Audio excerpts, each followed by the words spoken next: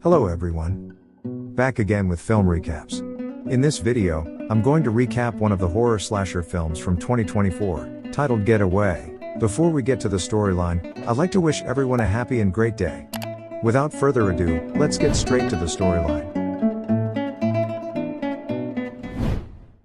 The movie opens in Sweden, where a British family is headed for a vacation on an island called Svalta. The family consists of parents Richard and Susan Smith, their daughter Jessie, and son Sam. During the journey, Susan mentions that in 1824, the Svaltic Islanders quarantined themselves in fear of a deadly flu epidemic. This resulted in widespread famine, forcing the inhabitants to turn to cannibalism for survival. Although the quarantine was eventually lifted, the island's dark history gave birth to a unique tradition. Every 10 years, an 8-hour festival called Quarantan, aka Quarantine, is held to honor their ancestors' sacrifices through theatrical performances.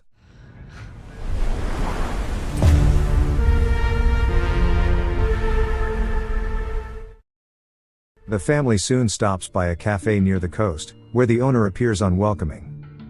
While ordering food, Susan tries to make small talk, and asks if he has children, but the man responds rudely that they are dead. Meanwhile, Sam and Jessie explore the cafe, and discover a large seabird with its head grotesquely severed, and take a picture of it. Later, when the Smith family inquires about the ferry to Svalta, the cafe owner drops his plate in shock. He reveals that going there is forbidden during Quarantan. He also mentions that there are no hotels on the island, but Richard responds by showing him the Airbnb they booked, from a man named Mats Larsson. Despite this, the cafe owner strongly advises them not to go, claiming that the islanders dislike visitors and may even eat them. But the family thinks the man is a joke, as they have come so far and are determined to witness Quarantan. Moments later, they hear the distant sound of a ferry approaching and proceed to leave the cafe. The rude cafe owner once again warns Richard not to go to the island, but the latter appears unconcerned. The family then walks toward the dock and requests 4 tickets to Svalta, but even the ticket lady is utterly shocked upon hearing their destination. Here Richard realizes he left his wallet at the cafe, and goes back to retrieve it.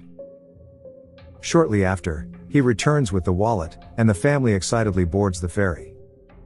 However, they get weirded out when the locals begin staring at them with a scary look. A bald, sinister-looking man then offers Susan a drink. Richard tries to intervene, but the man starts cursing him. Sometime later, the family lands on Svalta Island. But they are surprised to see that the entire community has gathered at the harbor. The islanders seem very unhappy, and their leader, Clara, asks who they are and why they are here. The family explains that they are on holiday, and have come to see the Quarantan play. A young boy, Ingemar, claims they are not welcome, and asks them to leave immediately, but the family refuses. Susan even reveals that she has a personal connection to the island, as her ancestor was one of the brave officers killed by the islanders over 200 years ago.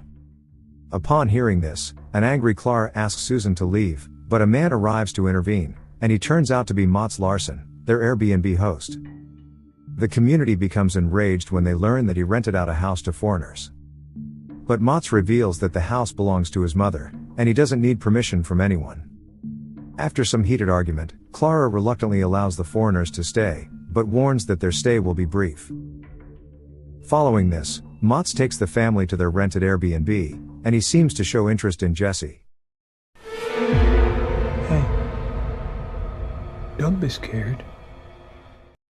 The creepy guy then discloses that this was his mother's house, and that she was beheaded and murdered 10 years ago in the same chair where Richard is sitting now.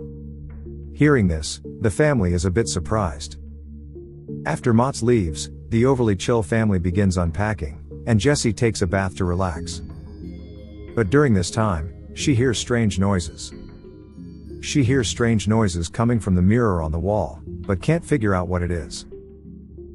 Later that night, the family's sleep is disturbed by a nearby commotion. Richard and Susan go outside, only to notice the islanders gathered with torches afire. Worried, Susan begs them to stop the harassment, as her children are sleeping inside, but one of the islanders throws a raccoon's carcass on the doorstep, before they finally leave. This freaks out the couple, and they start wondering if they made a mistake coming here. Here we also notice that the couple is being watched by the leader Clara. The next morning, one day until quarantine, Jessie shares with her dad that she feels someone is watching her around the house. The scared girl heard noises coming from behind a huge mirror while taking a bath. Unbeknownst to them, someone is spying on them from a room full of monitors showing CCTV footage. Sometime later, Richard goes to Mott's house and tells him about what happened the previous night. He also hands him the dead raccoon that the islanders threw at them. Richard expresses his frustration, claiming that despite Mott's promises, they have only felt threatened and unwelcome since their arrival. He's going to write a negative review about the place, and Mott is worried, so he promises to discuss the matter with the community. In the afternoon, the Smith family explores the island and takes some pictures. Surprisingly, in another scene, we see that the cafe owner from the coast has been brutally murdered, along with his wife. Meanwhile, Richard and Susan see boats bringing 4 empty coffins to the island, which confuses them. Sometime later, a detective named Forsberg arrives on the island and speaks with a harbor attendant. He informs her about the death of the cafe owner, and suspects that a man named Johan may be involved. It turns out that Johan is the same bald guy from the ferry, and he is a dangerous convict who has just been released from prison. The officer assumes that he is out for more murders, and so the community must be warned. Elsewhere, we see Susan and Richard being intimate in their Airbnb house, but someone is creepily watching them through a camera and pleasuring himself. On the other hand, the islanders are seen rehearsing for quarantine when they are interrupted by Detective Forsberg. He inquires about Johan, and finds out that he has left the island to buy vodka. Clara then tells Forsberg not to come here because outside jurisdiction does not apply here, and quarantine serves as the judge. But the detective instead warns her to be careful if she wants her head intact on her body. As Forsberg departs later, we see Johan watching him from a distance. Meanwhile, Sam and Jessie head to the local cafe, where the owner turns out to be Ingemar. He tells them that they made a big mistake coming here, but the siblings do not appear threatened, and reveal that they only came because their parents wanted to see a stupid play. When one of the locals touches Sam, he quickly throws sprinkles into his eyes. The siblings then come across islanders wearing strange masks, and carrying several coffins labeled English Liar. This scares the shit out of the duo. Elsewhere, we see a creepy Mott wearing women's undergarments in a bed. But when the siblings arrive at the house, he quickly runs away from there. Jessie soon notices that her bed is crinkled, and her underwear is also missing. The girl then approaches a mirror inside her room, and draws a heart on it. And then, on the other side,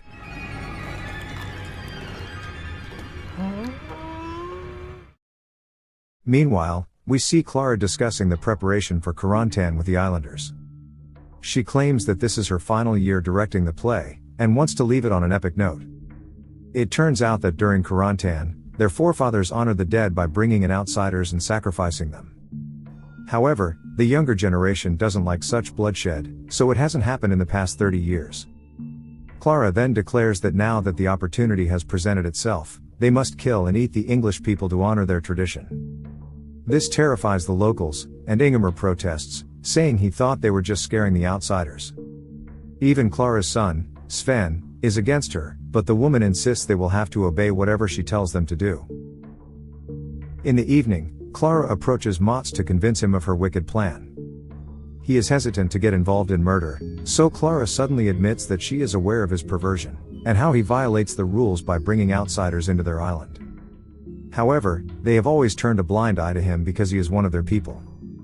Clara claims that it is now his responsibility to repay the community for their tolerance toward him, so Mott has no choice but to comply. The next day, it is finally the day of quarantine, and a masked man begins the ceremony by playing a drum, while the locals gather around. On the other hand, Mott approaches the Smiths family, and has brought cookies for them. He reveals that he spoke with the community, and they have invited them to attend the play. But to his surprise, the Smiths family reveals that they are heading to swim in the harbor, and aren't interested in the play. They claim that they can't sit for 8 hours and will come for the climax instead, which disappoints Mott. Elsewhere, the play finally begins, recounting the events of 200 years ago, when the island received word of a plague spreading throughout the outside world. The island leader thus had no option, but to quarantine the harbor to protect themselves. They trusted the English people to inform them when the disease was over, but the plague continued for quite some time. As a result, people began to starve to death, and eventually resorted to eating each other. In the meantime, the Smiths family returns to the house after their swim. They notice the plate of cookies left by Mats, and eagerly begin eating. Unfortunately, the cookies turn out to be drugged, and they immediately pass out, while Mats watches with satisfaction. Returning to Karantan, the play reveals that the islanders eventually realized the English had been deceiving them, and there was no disease in reality. This enraged the villagers, who had lost their families to famine and cannibalism. They therefore banded together against the Englishmen, and killed them in cold blood. In another scene, we see Mats wearing Jessie undergarments, and preparing to assault her. But in a shocking turn of events,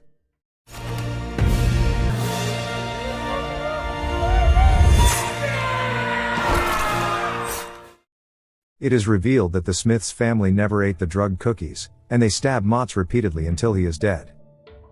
We also learn that it was Richard who killed the cafe owner when he went back to retrieve his wallet. Furthermore, Jessie and Sam were the ones who decapitated the seabird at the cafe. It turns out the Smiths are not an ordinary family, but a group of serial killers who infiltrate isolated communities to satisfy their bloodlust. Following this, the Smiths arm themselves with additional weapons, and begin rampaging across the island, killing anyone they encounter in brutal manners. Clara and her group see this from a distance, but they are unaware of the identity of the attackers.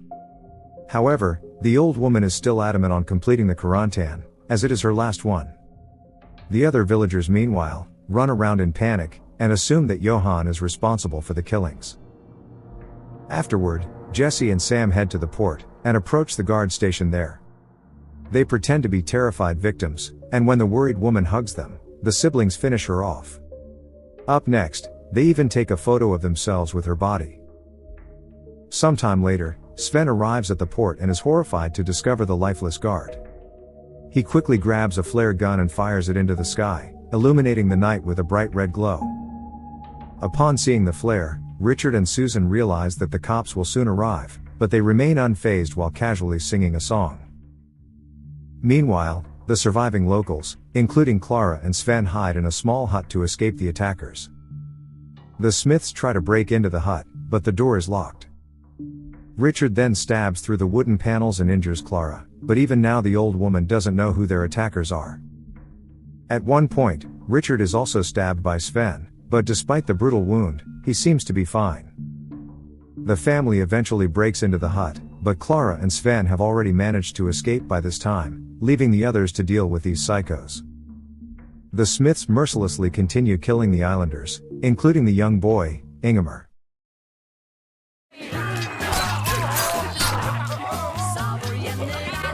That was good, wasn't it? Yeah. Elsewhere, Detective Forsberg receives a call about the massacre on the island. The other officer informs him that Johan has been spotted on the island and is suspected of being behind the massacre. After killing almost everyone, the Smiths gather the bodies, setting them ablaze. Richard and Susan discuss how the smell of burnt human corpses reminds them of their honeymoon. During this, Sam has another argument with his father for no apparent reason, and this enrages Dad so much that he shockingly stabs Sam in the neck and kills him. Susan and Jessie casually ask Richard why he did that, but the man says that he had to do it because Sam had been showing him attitude throughout the entire trip. To our surprise, Jessie states that she now has to find another person to pose as her brother, which reveals that Sam was never a member of the family, but rather a hired killer. On the other hand, Sven urges his mother to flee the island, but she insists on completing the ritual as it's her last Karantan. This leaves him with no choice but to help her, and he leaves to get his shotgun from their home. Meanwhile, the Smith family arrives at Mott's place, and discovers a room filled with CCTV cameras. They are disgusted that he had been spying on them.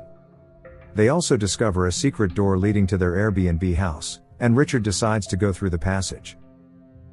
Shortly after, Jessie enters the Airbnb house through the front door, but is immediately shot by Sven. Despite the injury, she pretends to be the victim, and informs Sven and Clara that Mats Larsson went insane, and murdered her brother and dad. Jessie claims that Mats might still be in the house, so Sven grabs his shotgun and heads upstairs to search for him. Meanwhile, Clara continues to doubt Jesse, but Jesse's vulnerable and innocent demeanor eventually convinces her. Moments later, Susan bursts through the door, and the mother and daughter act out a dramatic scene. On the other hand, Sven is wandering around the house and enters Jesse's room, and this is when he comes across Mott's mutilated body. He realizes Jesse was lying to him. He then moves forward, and discovers Richard lying in another room. But then, Richard suddenly slashes his neck, and the poor guy blows Richard's hand off before passing away. Following this, Richard heads downstairs with his mutilated hand. The family finally drops the act, and reveals that they are the ones responsible for the massacre. The revelation enrages Clara, and she accuses the British of being great deceivers, claiming that history was only repeating itself. She also holds a knife, but is unexpectedly shot in the head by Detective Forsberg, who mistakenly thought that Clara was attacking the innocent tourists. While pretending to be victims, the Smiths are led to the port to leave this island. Johann, who has no idea what happened, awakens from his sleep on a nearby boat. The cops believe he's behind the massacre and shoot him dead upon seeing him. Before the film ends, Richard states, "The family that slays together stays together." Okay guys, thanks for watching. See you again in the next video.